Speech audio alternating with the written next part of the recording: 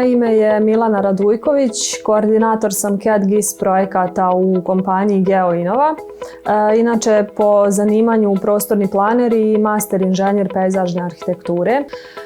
Ideja je nastala tako što smo detaljno istraživali područje grada Banja Luka u smislu pokrivenosti prostornim podacima, jer se kompanija GeoInova inače bavi geoinformatikom.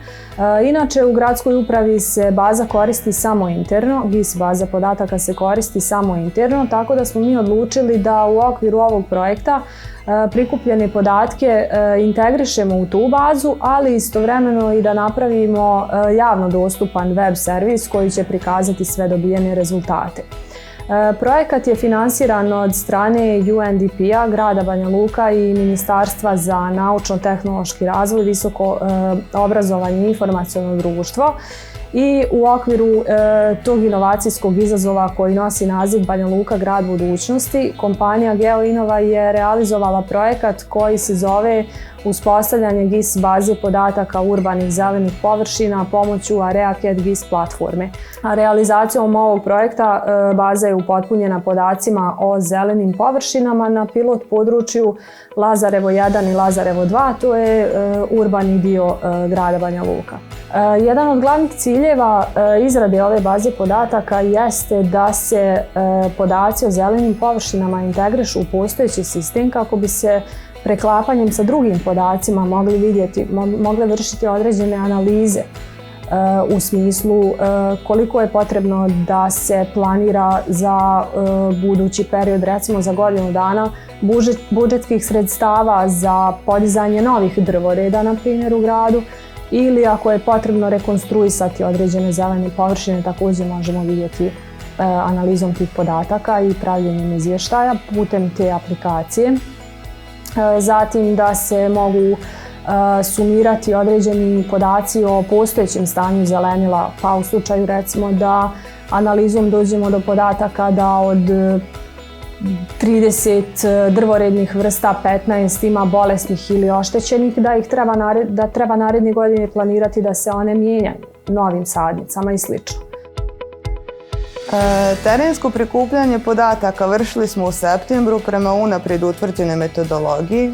Objekti snimanja bili su drvoredi, grupe stabala i travnjaci. Za svaki od njih prikupljali su se svi biometrijski podaci, kao što su grupa kojoj pripada, da li je stablo četinar ili lišćar, vrsta stabla, njegov naučni i narodni naziv, visina stabla, visina do prvih grana, prsni prečnik stabla, širina krošnje.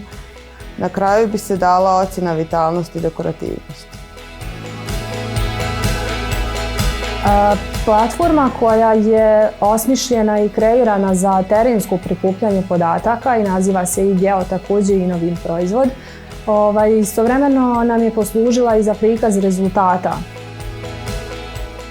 Osim što se koristi u gradskoj upravi, ovaj projekat je namijenjen i svim zainteresovanim građanima, istraživačima urbanog zelenila, studentima, profesorima i ostalim zainteresovanim korisnicima. Aplikacija je vrlo jednostavna za upotrebu. Na našem sajtu mi smo objavili link pomoću kojeg se može pristupiti aplikaciji bez ikakvih kredencijala, odnosno nisu potrebni ni korisničko ime ni šifra.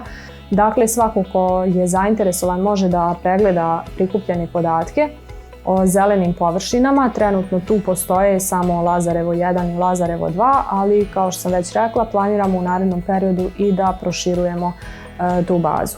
Ovaj projekat ne bi bio realizovan u potpunosti bez našeg radnog tima koji je zajedno sa mnom učestvovao i u pripremi i u realizaciji projekta. Zahvaljujem se organizacijama koje su finansijski podržale realizaciju ovog projekta i bez čije pomoći ne bismo bili u mogućnosti da ga u potpunosti realizujemo. GeoInova tim je realizacijom ovog projekta dao veliki doprinos povećanju nivoa kvaliteta planiranja i upravljanja zelenim površinama na teritoriji grada i pomogao gradu da u dugoročnom smislu sa opravdanim razlogom nosi epitet po kome je poznat, a to je grad zelenila.